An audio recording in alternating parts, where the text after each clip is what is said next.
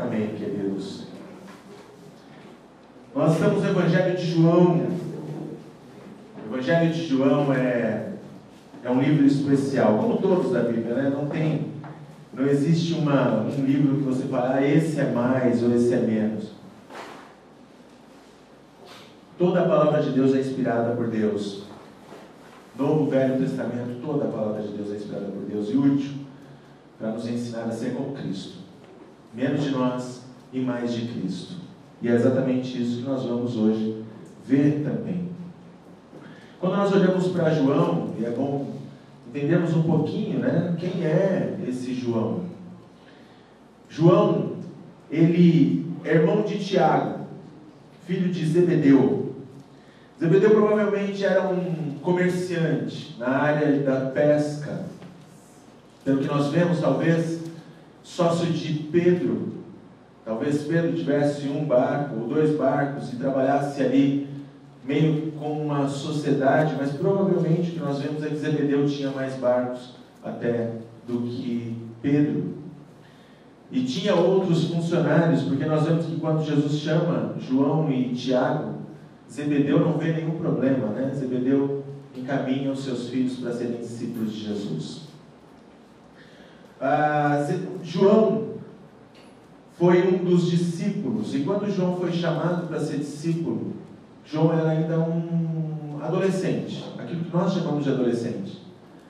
Ele tinha no máximo 15 anos de idade. É interessante pensarmos isso, porque muitas vezes quando você olha para os filmes da vida de Jesus, João já aparece como um homem, enfim, não, mas não é a verdade. A verdade é que João, que é o mais novo dos discípulos, João era um rapazote, ele era um garoto, talvez de 14 anos de idade.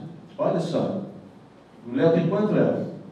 Já está velho, João já estava acompanhando ali. Fez 18 hoje? Fez 18 hoje? Hoje é aniversário dele? É, às 9 da noite. Oh, Leonardo, Deus te abençoe. Olha só, não entrei no Facebook hoje. O Facebook não disse ainda. 18 anos, olha, você entendeu? Está atrasado. Mas já era. Deus te abençoe, viu? A Roberta fez aniversário essa semana também, né? Mais alguém fez aniversário essa semana? Não? Só os dois? Depois no final a gente vai orar por vocês dois. Só os dois estão velhos. Só, os dois estão ficando mais velhos. A gente parou no tempo. Congelou. Mas ele era apenas um jovem, bem jovem. Por isso até vemos que esse livro foi escrito 80, 90 anos depois de Cristo. Por quê? As pessoas falam, mas como? Como assim um discípulo que andou com Jesus conseguia? Exatamente por isso, porque João, ele era um jovem quando ele escreveu esse livro. Nós vemos algumas coisas que, por exemplo, João, ele se define como discípulo amado, né? O discípulo a quem Jesus amava. Por 5 vezes, João repete isso no seu evangelho. O discípulo a quem Jesus amava. E aí o discípulo a quem Jesus amava chegou primeiro. E aí o discípulo a quem Jesus amava estava lá. É muito interessante que só ele fala que ele é o discípulo amado. Nenhum dos outros evangelhos citam que ele é discípulo amado. Nenhum dos outros. E de fato, eu acho que se os outros evangelhos tivessem sido escritos depois, ou se os apóstolos estivessem vivos, quando João escreveu esse evangelho, talvez os apóstolos tivessem escrito um adendo. A propósito, João, o discípulo amado era eu e não você. Pedro poderia dizer isso. Mas quem andou por cima da água fui eu, viu, João? Não era você. Mas nós vemos João sempre com Jesus, né? Jesus tinha os 12, mas em alguns momentos saíam com 13, em alguns momentos estavam com 1. E não é difícil de entender porque João estava sempre com Jesus. Eu vejo Jesus olhando para Zebedeu quando foi chamar para ser João, para ser seus discípulos. A Bíblia não nos mostra isso, mas eu consigo olhar no texto e saber, por exemplo, que João já seguia Jesus há cerca de 1 ano e pouco antes de ser chamado como discípulo. E eu consigo ver Zebedeu dizendo, Jesus, você vai levar meus 2 meninos. Toma conta deles, tá? Toma conta deles. Que eram meninos.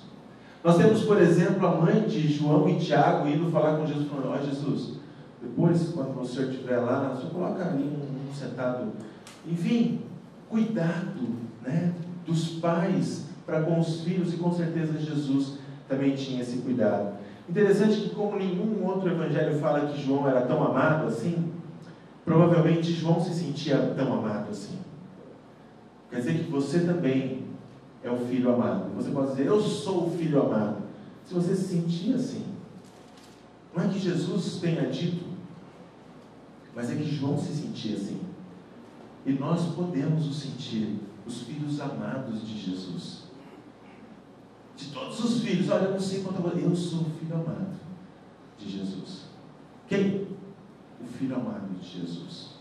É como você se sente.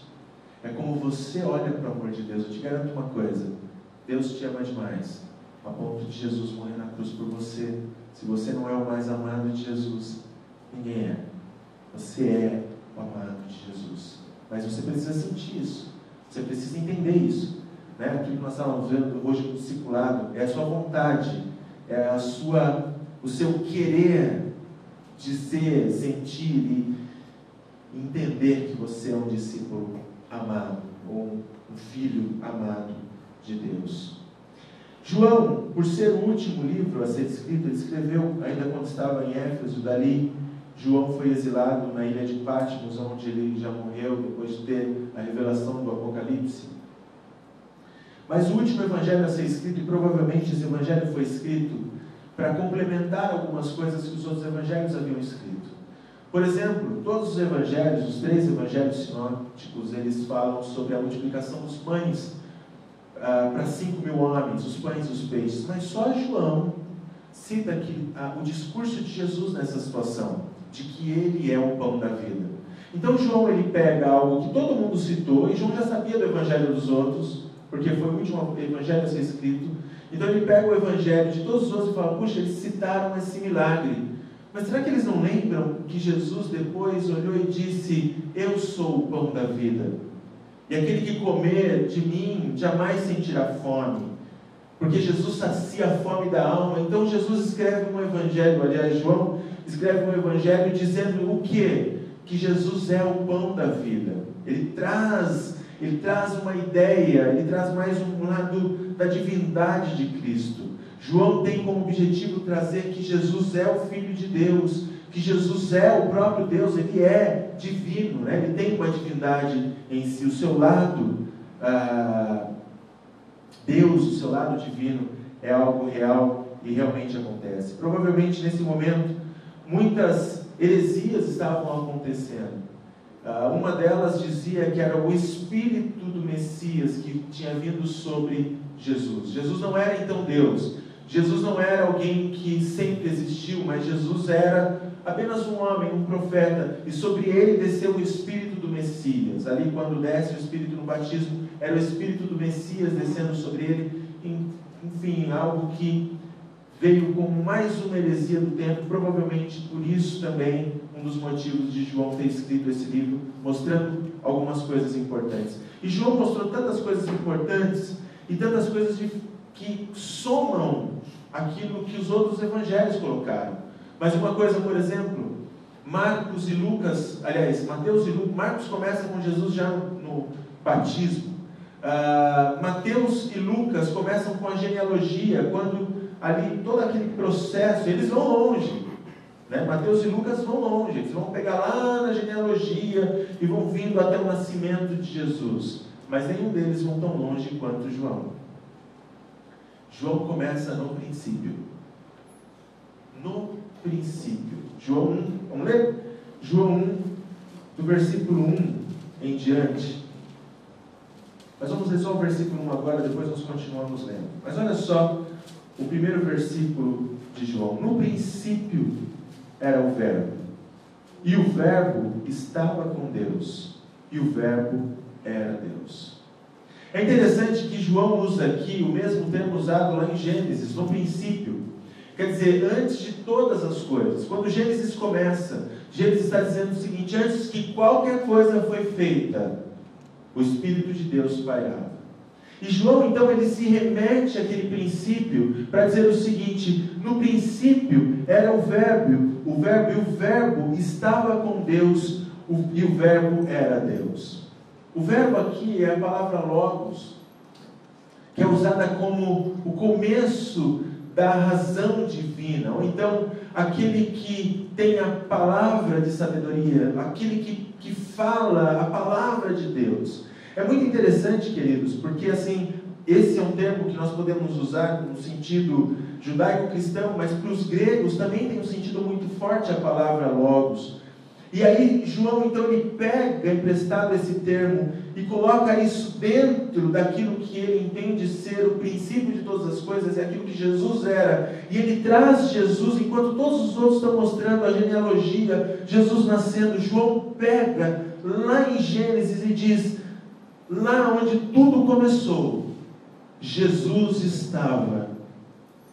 Jesus era a palavra de Deus, a palavra pela qual Deus ia dizendo e as coisas iam acontecendo. Esse é Jesus. E aí ele coloca, aliás, ele é o próprio Deus. É muito interessante, irmãos, nós olharmos para esse ponto.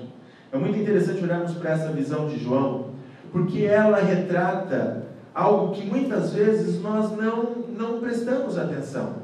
É interessante porque Deus, ele começa a se revelar através de Jesus, através do Logos de Deus, e ele vai progressivamente mostrando. É interessante assim, se você começa lá no começo, Deus, ele vai caminhando em direção à sua criação. Primeiro, Deus está em completa comunhão com a sua criação. Ele anda com eles, ele conversa com eles. Mas depois da queda, depois que esse elo foi quebrado, Deus então se distancia da sua criação, aliás, da sua criação mais ainda de Deus. E agora Deus começa a se aproximar de novo.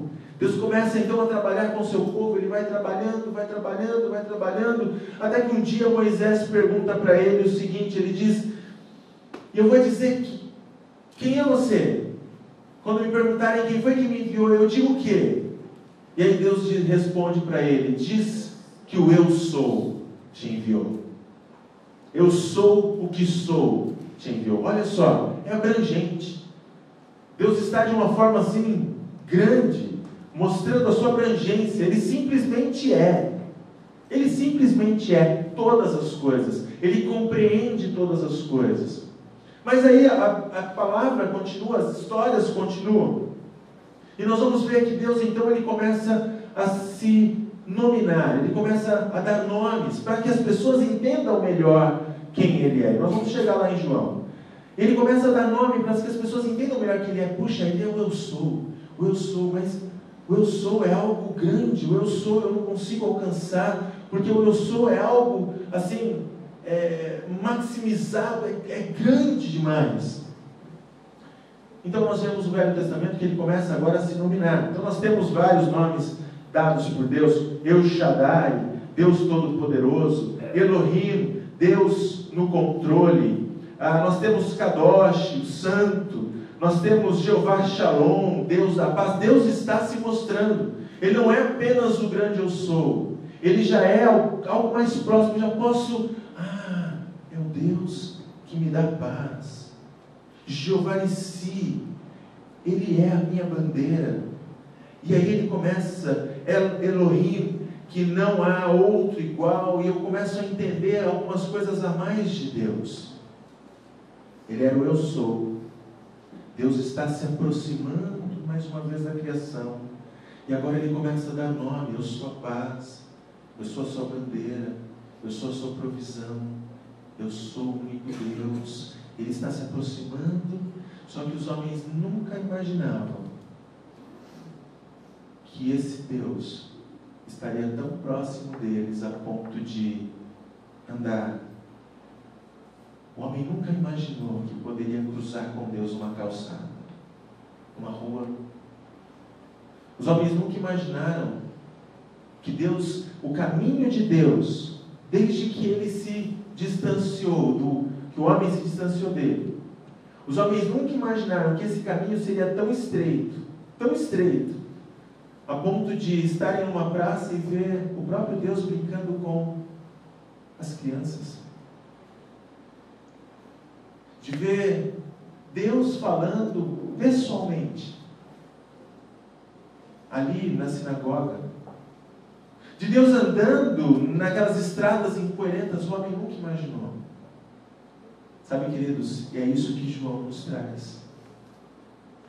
Que Deus, Jesus, e aqui nós temos, claro, a questão da Trindade. Então Jesus é o Filho, o Pai, o Espírito, mas eles são um único Deus. Apesar de ser pessoas distintas, personalidades distintas, eles conseguem, isso, claro, foge da nossa imaginação, e é importante que fuja mesmo da nossa compreensão. Se alguém disser para você que consegue explicar exatamente o que acontece, é mentira. Porque isso não faz parte da nossa natureza, é divino. Que para mim, queridos, é mais uma prova, mais uma das grandes provas que Deus existe. Porque se eu fosse criar um Deus, eu não criaria um Deus tão complicado. Pode ver, os deuses que são criados, são deuses mais simples. Como é que é? Ele é Deus, Ele é Pai, Ele é Filho, Ele é Espírito Santo, mas ao mesmo tempo eles são um, mas Jesus é Deus, e Jesus... Não, eu criaria uma coisa mais simples. Olha, Ele é Deus, Ele é... Coisa como eles criam o Sol, olha, o Sol é Deus, e é coisa mais simples, né? A nossa cabeça é um pouco mais simples do que isso. Então, de cara isso é algo espiritual, de cara isso é algo transcendental. E aí João, então, ele vai continuar dizendo, primeiro, o verbo era Deus. Aí ele continua, vamos continuar lendo. Ele estava com Deus, aliás, ele estava no princípio com Deus. Todas as coisas foram feitas por intermédio dele, e sem ele nada do que foi feito se fez. A vida estava nele, e a vida era a luz dos homens. A luz resplandece nas trevas, e as trevas não prevaleceram contra ela.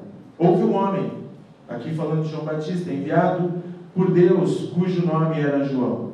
Este veio como testemunha para testificar a respeito da luz, a fim de todos virem a crer por intermédio dele. Ele não era a luz, mas veio para que testificasse da luz, a saber, a verdadeira luz, que vinda ao mundo ilumina todo homem. O verbo estava no mundo. O mundo foi feito por intermédio dele, mas o mundo não o conheceu. Veio para o que era seu, e os seus não o receberam.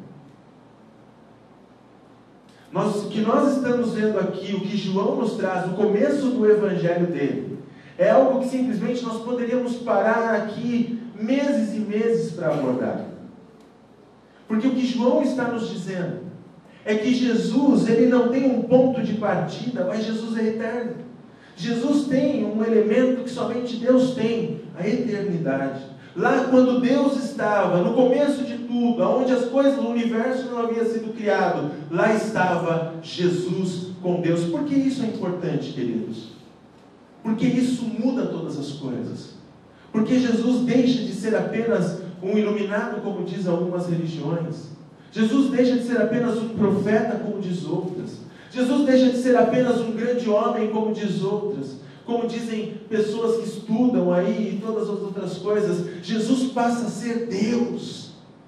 E quando Jesus é Deus, todas as coisas que nós vemos esse homem fazendo no Evangelho, não são coisas à toa, são coisas que Deus está fazendo. Mas aí nós começamos a pensar, o homem que Deus, que decidiu não usurpar da sua divindade, ele continua sendo Deus. Jesus está aqui agora caminhando no meio dos homens, e as pessoas estão cruzando com ele, mas quando as pessoas olham para ele, dizem o seguinte: mas é só um homem? Mas é só um homem?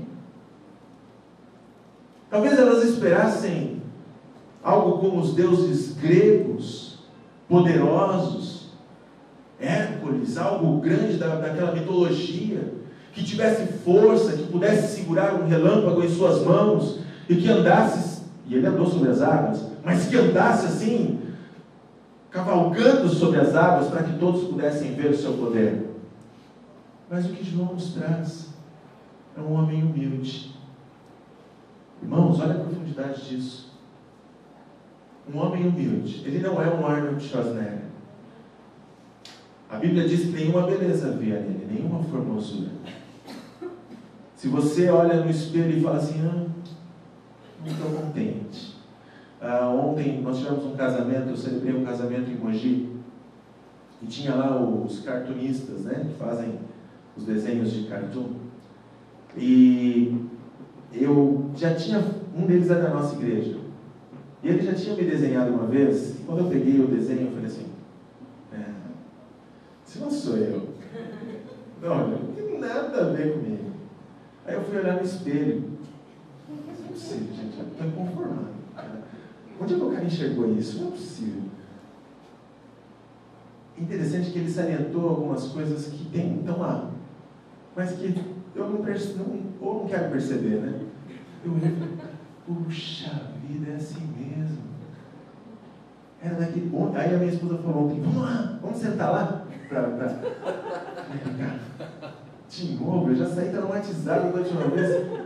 Eu não vi muita formosura no desenho, mas tinha dois. Aí eu fiquei na fila assim, do tipo, vai você, eu vou no outro. E o outro me desenhou, parecendo um super-herói de desenho, assim, de gibi. Eu achei o máximo. Esse cara pegou a essência. Mas, gente, quando nós pensamos em Jesus, nós não estamos pensando em alguém com formosura. Por isso nós vemos um homem andando, Deus andando, cruzando com as pessoas. Olha só, eles estão buscando Deus, eles estão querendo Deus. Deus está no templo, eu não posso entrar. Ele está no Santo dos Santos. Somente o sumo sacerdote pode entrar, ele não pode entrar quando ele quer, mas Deus está lá dentro. Salomão disse, de fato, será que Deus pode habitar aqui na terra? E ele habitou o Espírito de Deus, a glória de Deus estava no templo, no Santo dos Santos. Mas eu não posso entrar. Toda aquela massa, todos aqueles homens não podiam entrar no Santo dos Santos. Deus estava lá dentro. Eu só consigo imaginar. Deus está lá dentro. O que é interessante é que os homens continuavam achando que Deus estava lá dentro, enquanto Deus estava andando do lado deles, cruzando com eles, falando no coração deles. Sabe, irmãos, isso me traz algo. Porque muitas vezes nós estamos achando que Deus está lá. Deus está naquela igreja. Deus está naquele homem. Deus está naquele profeta. Deus está em algum lugar. Deus está em algum lugar que eu não posso achar, que eu não posso alcançar. E o mesmo livro de João diz que Jesus iria, mas ele tinha que ir para enviar o Consolador, porque Jesus decidiu estar aqui como homem. E como homem, Jesus decidiu estar apenas onde ele podia estar. Ele podia estar ali, em Jerusalém. Agora ele foi para Galileia. Se ele foi para Galileia, ele não está mais em Jerusalém. Não, agora vai para a Judéia. Se ele está na Judéia, ele não está mais. Aliás, ali na Galileia, se ele está em Cafarnaum, ele não está em Nazaré. Se ele está em Nazaré, ele não está em Cafarnaum. Porque ele decidiu ser assim. Ele decidiu não usar a sua divindade de estar em todos os lugares. Ele estava apenas onde ele podia estar. Então ele resolve todo esse problema dizendo o seguinte: eu vou para o Pai. As coisas vão acontecer, o sacrifício vai acontecer, mas eu vou para o Pai para enviar o Consolador. E o Consolador, que também é Deus, é o próprio Deus, ele já não está mais na condição que Jesus se colocou aqui como amor, por amor às nossas vidas. O Espírito Santo pode estar em todos os lugares, e mais do que isso, o Espírito Santo pode estar dentro do seu coração, e mais uma vez nós estamos. Onde está Deus? Onde está Deus? Deus, onde está? Será que Ele está no Santo dos Santos? Aonde Ele está? Eu quero tanto saber onde Deus está. E Deus está muitas vezes olhando para você e dizendo: eu estou aqui. Estou no seu coração. E você não está percebendo. Exatamente como aqueles homens que passavam e cruzavam com Jesus nas ruas empoeiradas de Jerusalém, sem saber que Ele era Deus. Deus está muito mais próximo de você do que você imagina, e João nos mostra isso. Mas não apenas isso. João também nos mostra, queridos, que aquilo que Deus por muito tempo disse se torna muito mais real e palpável. Por exemplo, João, ele traz mais um termo do Velho Testamento. João começa então dizendo o seguinte: lembra do eu sou?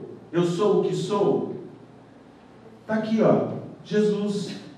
Não, mas aquele era o eu sou. Está aqui, é o eu sou. E aí ele mostra então que Jesus disse que eu sou o pão da vida. Quando você pode, não precisa ler, nós não temos tempo para ler todos, mas eu sou o pão da vida, lá em João 6:35. Olha só, Deus lá atrás ele disse que ele é o eu sou, né? Eu sou o que sou. Depois Deus se coloca nome em si para que nós possamos entender um pouco melhor. Não é para ele não precisa ser chamado, ele não precisa de, mas é para que a gente entenda melhor. Depois ele se faz homem, e depois que ele se faz homem, ele volta para aquilo que havia acontecido, o grande eu sou, e ele vai então mostrar que aquele eu sou estava muito mais próximo de nós do que nós imaginávamos. Então ele começa a se nominar: eu sou o pão da vida. Porque é algo que você pode comer, é algo que você pode ter, é algo que você pode provar e que jamais vai te dar fome mais uma vez. A fome da alma, não estou dizendo a fome de comer normalmente, não, talvez você já esteja com fome, está chegando o horário do almoço, não é essa fome que eu estou falando. Estou falando a fome da alma. Eu estou falando quando você conversa com as pessoas falam: escuta, eu sinto um vazio, eu estou tentando preencher o vazio que há dentro do... E olha, eu ouço isso constantemente das pessoas que estão fora da igreja. Estou tentando preencher esse vazio que eu tenho aqui dentro. E aí nós deveríamos olhar e dizer: você já conheceu o eu sou? Porque o eu sou, Jesus, é o pão da vida. Ele pode saciar a fome que há dentro de você. Mas ele não é apenas isso. João 8,18 mostra que eu sou a luz do mundo. Jesus é a luz do mundo, trazendo o eu sou. Mas o que é aquele eu sou? A luz que ilumina todas as coisas, que ilumina as vidas em trevas, e que um dia vai ser o sol da justiça e vai iluminar todas as coisas. Sabe, queridos, vai chegar um dia que nós não vamos mais precisar de um sol, porque a luz de Cristo vai iluminar absolutamente tudo. Mas não apenas isso. Eu sou o bom pastor, ou eu sou a porta das ovelhas. Uma referência clara de Jesus no Velho Testamento, como pastor de Israel, mas não apenas isso, uma referência que Ele é o nosso pastor, o grande pastor, é o que nós vemos em Hebreus. Ele é o nosso grande pastor. Ele cuida de nós. Nós não estamos desgarrados porque o grande eu sou, Deus está cuidando de nós. Agora, irmãos, isso só é possível porque é Deus, porque se fosse um homem, nós não teríamos esse cuidado. E João nos traz essa excelente informação.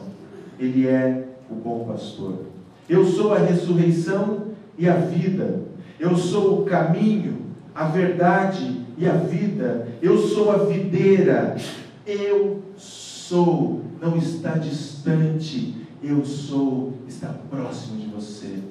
Você pode tocar, você pode usufruir, você pode viver a vida que o eu sou te oferece. Deus estava longe, mas Deus está caminhando em sua direção. Deus, Ele quer se aproximar de você. Deus quer estar do seu lado.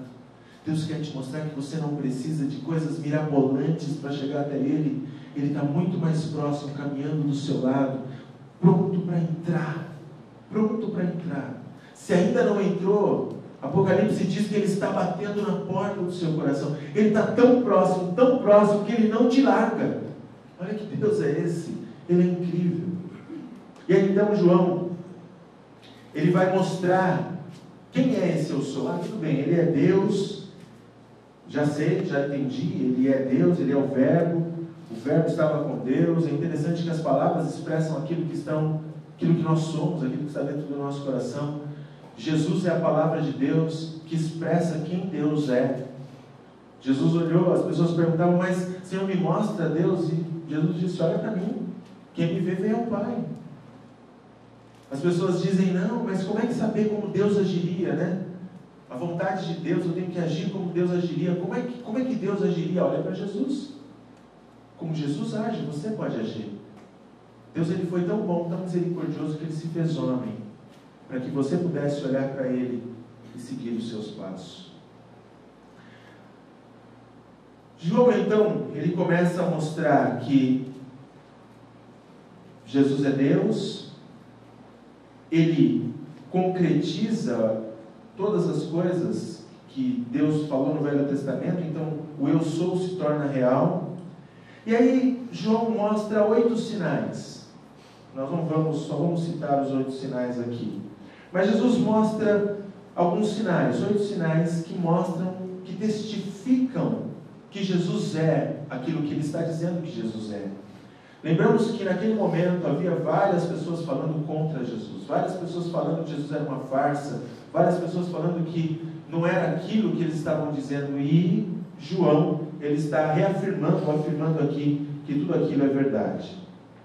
Alguns desses sinais. Ele transformou a água em vinho, né? Jesus é a nossa fonte de vida. Ele transformou a água em vinho. Ele cura o filho de um oficial do rei, mostrando que Ele é Senhor. À distância, mesmo à distância, Ele é Senhor de toda a enfermidade, no sentido de Ele tem autoridade sobre toda a enfermidade. Não existe enfermidade, não existe problema que esteja acima de Deus. Jesus tem poder para curar. Ele curou um paralítico no tanque de Betesda, né? Ele alimenta 5.000 homens. Ele é o pão da vida que sacia a nossa fome. Ele anda sobre as águas, acalma a tempestade, mostrando que Ele tem autoridade sobre toda a natureza. Ele tem autoridade. Ele cura um homem cego de nascença. Jesus é a luz do mundo. Ele traz luz à vida daqueles que não têm, até mesmo um cego de nascença. Ele ressuscita Lázaro da morte. Jesus tem poder sobre a morte. Existe uma lenda que diz que Lázaro nunca mais sorriu depois que foi ressuscitado por Jesus. Nunca mais sorriu. E ele nunca mais sorriu porque ele teria que passar mais uma vez pela morte. Ele já tinha passado pela morte. Ele já tinha passado por aquilo. Aliás, queridos, Lázaro não apenas tinha passado pela morte, como Lázaro estava no céu, ao lado ali, provavelmente vendo Deus, ou no seio de Abraão, seja onde for, mas ele já estava vendo algo que nossos olhos almejam ver. E eu imagino, se no céu ali, não para o lugar onde Jesus ia resgatar, levar cativo o cativeiro, mas se ele estava no céu, eu imagino Deus dizendo para Lázaro: é o seguinte, vai ter que descer de novo. Meu Deus, mas olha, eu já cheguei aqui, eu andei, olha como é que está aquilo lá, os judeus, o legalismo, os fariseus, eu não quero voltar. Lázaro, para que o meu filho seja glorificado, você vai voltar. Você é um servo. E o seu serviço é ressuscitar quando Jesus disser: sai para fora. Tá bom? Se é isso que tem que acontecer, e a lenda diz que Lázaro nunca mais sorriu. É interessante pensarmos isso, porque ele já estava lá, ia ter que passar pela morte de novo. Muitas pessoas, elas lutam tanto por cura, queridos, mas todos nós vamos morrer de uma doença. A cura não é um sinal de que você não vai mais morrer. A cura não é um sinal de que você vai viver eternamente. A cura é só um sinal de que Deus é poderoso. Mais um sinal. Enfim, a última, Ele causa abundância na pesca. Jesus é o Senhor sobre todo o mundo, inclusive os animais. João então vai mostrando: Jesus é Deus. Ele concretiza as coisas que Deus disse, Ele é todas as coisas. O eu sou se torna real em Jesus e se torna palpável. Jesus, Ele testifica que Ele é Deus através dos seus sinais.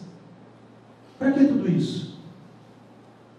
Para que tudo isso? Para que Deus se fazer homem?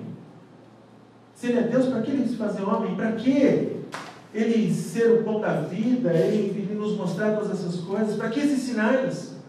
Para que tudo isso? E João, que é um livro evangelístico, dono de um dos versículos mais memorizados. Ele diz: porque Deus amou o mundo de tal maneira, para que todo aquele que nele crê não pereça, mas tenha a vida eterna. Jesus é Deus, que veio ao mundo, como eu e você. É louco pensar nisso. Caminhou como eu caminhei, teve fome como eu tive, sede como eu tive, frio como eu tive, não tinha formosura e sofreu todas as coisas como eu sofro, foi tentado em tudo que eu sou tentado. A gente não pensa muito nisso. Jesus adolescente, não, ele não tinha tentação assim, tentação em relação a menina, nada, não. Jesus não veio como plástico, não é um boneco de plástico andando no nosso meio. Ele era como eu e você, teve todas as tentações que nós tivemos, mas em tudo não pecou. Mas ele não pecou como Deus, sabe? Como Deus, ele consegue passar por tudo sem pecar. Ele não pecou, não usurpando ser como Deus, sendo como eu e você, para mostrar para mim e para você que nós podemos seguir os passos desse homem. E os passos desse homem começam com a salvação. Ele nos oferece a salvação. Jesus, ele veio ao mundo e nos deu uma vida abundante. João 10:10 diz: o ladrão vem somente para roubar, matar e destruir. Eu vim para que tenham vida e tenham em abundância. João 10:28 diz: eu lhes dou a vida eterna, jamais perecerão e ninguém as arrebatará das minhas mãos. Jesus, como Deus, veio para nos dar a vida eterna. Disse-lhe Jesus: eu sou a ressurreição e a vida. Quem crê em mim, ainda que morra, viverá. E todo que vive e crê em mim não morrerá eternamente. Crês isto? João 11:25 a 26. Ele é a salvação. Ele é o pão. Ele é o eu sou. Ele é Deus. Ele está aqui do seu lado. O que é mais interessante, queridos, é que as pessoas, você sai no salão desse hotel, você vai encontrar pessoas sentadas ali. Você vai encontrar provavelmente pessoas que estão na recepção. E elas estão se perguntando: onde está Deus? Esse povo lá em cima, eles são crentes. Eles falam que tem Deus, mas será que Deus está lá? Aonde Deus, onde Ele está? Será que Ele pode ser encontrado nos mais altos céus, no mais profundo mar? Pode, em todos esses lugares. É interessante que, se você procurar Ele no mais profundo oceano, Deus vai estar lá. Se você conseguir ir na mais distante galáxia, Deus vai estar lá.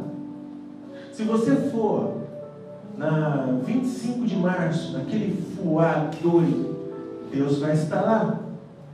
Até o Léo, que gosta de citar o Corinthians, até lá no estádio do Corinthians, Deus vai estar lá se você for procurar. Se você vier à igreja, Deus vai estar aqui também, lá no Santos também. Deus vai estar lá.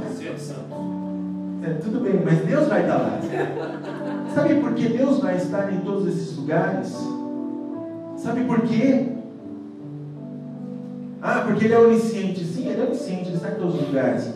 Mas existe algo maior do que isso. Porque Ele vai estar onde você está.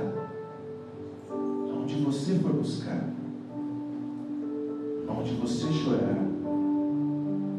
Muitas vezes estamos nós em nossas casas, com as lágrimas caindo do nosso rosto, desesperados, em busca de Deus.